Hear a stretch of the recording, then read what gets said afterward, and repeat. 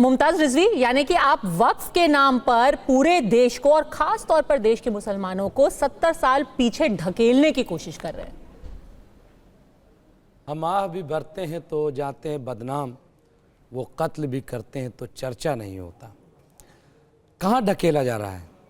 अगर हम ये कह रहे हैं कि हमने जिन्ना की आइडियोलॉजी को ठोकर मार दी, तो इसमें कहाँ पीछे ढकेलना होगे? लेकिन ये लोग नहीं, एहसान नहीं। जब बोला एक मिनट, जब ये लोग जब बार बार जब से मोदी जी की सरकार आई है, एक नारा मैडम बहुत चल रहा है और ताने बहुत चल रहे हैं। ताना क्या है कि हमने तो पाकिस्तान तुम्हें दे दिया, अब तुम्हारा यहाँ क्या काम है? तुम पाकिस्तानी हो, तुम गद्दार हो, तुम कहाँ चल रहा है ये नारा? अरे झूठ, अरे पार्लियामेंट के अंदर चुने हुए संसद कुंवर दानिश अली को और बीजेपी के सांसद जो दानिश अली जी को बोला गया वो बहुत ही खराब भाषा थी, और किसी को ये नहीं बोला गया कि पाकिस्तानी हो और पाकिस्तान चले जाओ। मैडम सुनिए, और ना किसी का हक है इस देश में किसी को पाकिस्तान भेजने का। एक मिनट, एक बीजेपी का चुना हुआ संसद, एक चुने हुए संसद को पार्लियामेंट के अंदर जब ये भाषा कहां से आ जाती है? भाषा कैसे आ गई? उसका वक्त से क्या लेना देना है सर? गांव तक ये चलाया गया,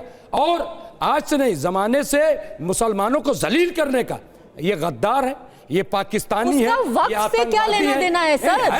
क्या लेना देना? छीना जा रहा है कैसे? अडानी और अंबानी को देने के लिए। सर ये बताइए, और अंबानी ये किसी के ये क्या इस्लाम का हिस्सा है कि वक्फ बोर्ड बनना ही चाहिए? ये क्या इस्लाम का हिस्सा है कि वक्फ बोर्ड होना जरूरी है? इस्लाम का हिस्सा है। अच्छा, अगर इस्लाम का हिस्सा है, अगर इस्लाम का हिस्सा है तो ऐसा कैसे कि इस्लामिक देश जो है Turkey, Libya, Egypt, Sudan, Lebanon, Syria, Jordan, Tunisia, Iraq में कोई वक्फ बोर्ड नहीं? ऐसा है, हर जगह के लैंग्वेज अलग। अगर ये इस्लाम का हिस्सा है तो क्या इराक में इस्लाम नहीं है? लेबनान में इस्लाम नहीं है? तुनिसिया में इस्लाम नहीं है? अरे मैडम बात तो सुनिए, लैंग्वेज अलग होती है। अरे इस्लाम तो एक ही होता है। अरे भाई एक मिनट, मस्जिद किसकी होती है बताइए? नहीं, एक सेकंड, नहीं एक मिनट, आप बताइए। भाषा अलग हो सकती है, क्या इस्लाम अलग होता है? इराक का इस्लाम अलग है ना। मस्जिद किसकी होती है? किसकी होती है? अल्लाह की। अच्छा, अल्लाह के नाम होती है, ठीक है। इमाम बाड़े किसके होते हैं? करबलाएं किसकी होती हैं? ये सब किसकी होती है? ये किसी आम आदमी के नाम नहीं होती है। हाँ। ये अल्लाह के नाम होती है। तो क्या कहा जाएगा इसको? अरे मेरा सवाल तो ये आपसे है ही नहीं। एक सेकंड, आपने पहले बोला, आपने बोला कि वक्फ बोर्ड और वक्फ इस्लाम का अभिन्न हिस्सा है। मेरा सवाल आपसे ये है कि अगर वक्फ इस्लाम का अभिन्न हिस्सा है तो क्या इराक में इस्लाम नहीं है? क्या लिबिया में इस्लाम नहीं है? क्या टूनीसिया में इस्लाम नहीं है? क्योंकि वहां कोई वक्फ बोर्ड नहीं है। नहीं, वही ना मैंने कहा ना, वक्फ है। हाँ। बोर्ड जो है उसको कंट्रोल करने की अथॉरिटी अलग अलग हो सकती है। हाँ। लेकिन वक्फ हर जगह, हाँ, हर जगह, यहाँ भी है, यहाँ भी है। हाँ। बस उसको रेगुलेट किया जा रहा है। तो अलग, हम तो बार बार कह रहे हैं आप बोर्ड ही ना रखो। हमें तो जिस पर आपको बोल कौन रहा है कि बोर्ड नहीं होगा सर? हुई है, हमें दे दो सर। मुझे ये समझ में नहीं आया कि उस पे कब्जा करना चाहती है। यही तो चाहते ही नहीं।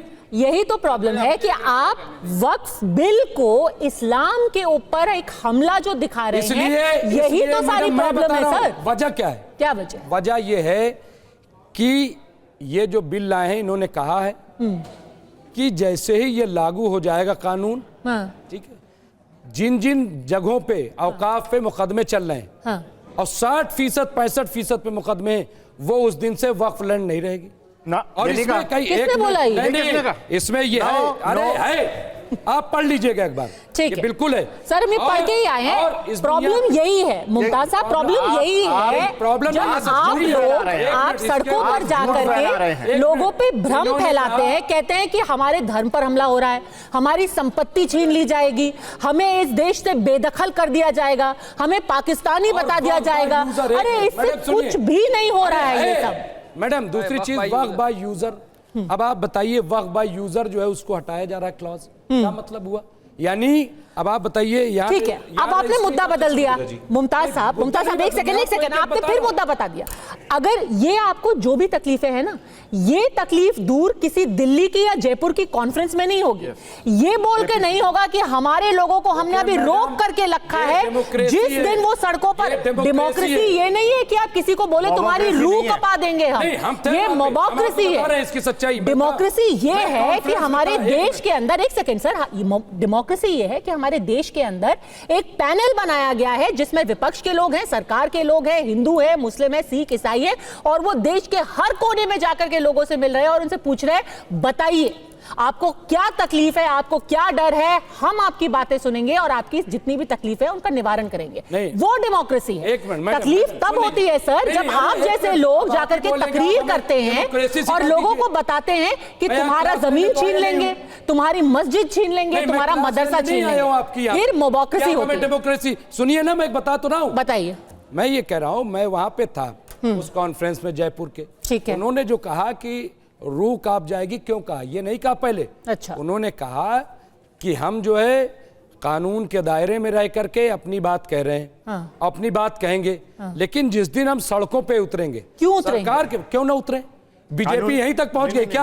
आपने रथ यात्रा निकाली, आपने न जाने कितने आंदोलन किए। बीजेपी आज दिल्ली में आंदोलन नहीं करती। जहां जहां कांग्रेस की सरकार है वहां आंदोलन नहीं होता है। हिमाचल प्रदेश में लोग निकल आते हैं, मुसलमानों की दुकानें लूट के चले जाते हैं, उसको कोई नहीं। हिमाचल प्रदेश में मुसलमानों को निकालने की बात होती है 31 दिसंबर, वो ठीक है, लेकिन वही मैंने शेर पढ़ा। ठीक है, एक सेकंड, इसका जवाब गुरु प्रकाश को देने दीजिए। कत्ल भी करते हैं तो चर्चा नहीं होता। ठीक है गुरु प्रकाश, जब आप सड़कों पे निकल सकते हैं तो यहाँ पर मुसलमान समुदाय भी कह रहा है कि अगर हमें लगा हमारी अनसुनी की जा रही है तो हम सड़कों पर निकलने पे मजबूर हो जाएंगे, ऐसा होने मत दीजिए। यही है डेमोक्रेसी। गुरु प्रकाश। नहीं पद्मजा अभी लंबा चौड़ा भाषण अभी कई लोगों ने दिया। मैं पूछना चाहता हूं उनसे, जितने अभी आजकल केसेस चल रहे हैं वक्फ पे, लगभग 40,000 केसेस हैं, वो किसके चल रहे हैं? गैर मुसलमानों के चल रहे हैं क्या? 40,000 से अधिक केसेस वक्फ पे पेंडिंग हैं, वो मुसलमान भाइयों के तो हैं। किस बात से आपको आपत्ति है? देखिए पद्मजा, कुल मिला के बात इतनी सी है कि एएमयू हो, जामिया हो, इनको लगातार माइनॉरिटी स्टेटस को सेलिब्रेट क्यों किया जा रहा है? क्योंकि वहां एससी, एसटी, ओबीसी को आरक्षण नहीं मिलता है। सब कुछ दबा के रख लो। इसी देश के प्रधानमंत्री पद्मजा कहते थे, इसी देश के प्रधानमंत्री, मैं पहले मैं किसी 10 साल की सरकार में कितनी यूनिवर्सिटी आपने खोली? बहुत टाइम मिला मुमताज जी, आपको बहुत टाइम मिला। अब उनको बोलने दीजिए और फिर सैयद जवाद और हाजिर अंग्रेज का वक्त होगा। हाँ बोलिए। पद्मजा देखिए, लोकतांत्रिक परंपराएं होती हैं, लोकतांत्रिक संस्कार होते हैं। जब मुमताज जी आप कह रहे थे, किसी ने एक शब्द तक नहीं बोला। इस देश में लोकतंत्र है, इस देश में बाबा साहब अंबेडकर का संविधान है, इस देश में शरिया नहीं है। इस बात को ध्यान रखिएगा। पद्मजा, आपके शो पे मैं पूरे जिम्मेदारी के साथ कहना चाहता हूं, आपको पद्मजा, मैं इस शो पे पूरे जिम्मेदारी के साथ कहना चाहता हूं, इस देश में किसी की औकात नहीं है कि रूह कपा दे। किसी की औकात नहीं है। बाबा साहेब अंबेडकर के संविधान का जब डंडा चलेगा ना, तो रूह कपने वाले ना साइड हो जाएंगे। मैं तीसरी बार बोल रहा हूं, अगर संविधान को मान लेते तो ये मसला ही नहीं उठता। बोल रहे हो आप, फिर आप शपथ लेते हो कुछ, मैं ऐसे काम करते हो कुछ। नहीं, वो कह रहे हैं कि ये उनका हक है, सड़कों पर आना उनका हक है। में बैठ करके क्या आप धमका रहे हैं उनको? पद्मजा, स्टूडियो में बैठकर सड़कों पर आना, प्रदर्शन करना, हक मांगना उनका हक है। स्टूडियो में बैठ करके खलल डालना। नहीं, मैं दोबारा बोल रहा हूं और समझदार को इशारा काफी है। इस देश में शरिया नहीं है, बाबा साहेब अंबेडकर का संविधान है, और बाबा साहेब अंबेडकर के संविधान का डंडा जब चलेगा ना, तो किसी की औकात नहीं है कि रूह कांपने की बात करेगी। जब बाबा साहेब अंबेडकर के संविधान का डंडा चलेगा ना, तब पता चलेगा। सैयद जवाद कह रहे हैं आप धमका रहे हैं ना। आप एक सेकंड, सैयद जवाद रिस्पॉन्ड कर रहे हैं। आप अंबेडकर का नाम लेते हैं। कोर्ट ने चलाया नहीं चलाया? अंबेडकर की बात जरा देखिए। जो बाबा साहेब अंबेडकर ने कहा था, अरे अब इलेक्टोरल बॉन्ड पे कहा गया, अंबेडकर ने कहा था, ये लेकर के आए पद्मजा, फिर उसके बाद कोई औकात नहीं है किसी की। उसके बाद अंबेडकर के संविधान के सामने किसी की औकात नहीं है। यूनिवर्सिटी देने को तैयार हूं आपको। फिर मदरसे के ऊपर सुप्रीम कोर्ट ने शरिया नहीं है, लोकतंत्र है इस देश में। बाबा साहेब अंबेडकर का संविधान है, कोई शरिया नहीं है यहाँ पे।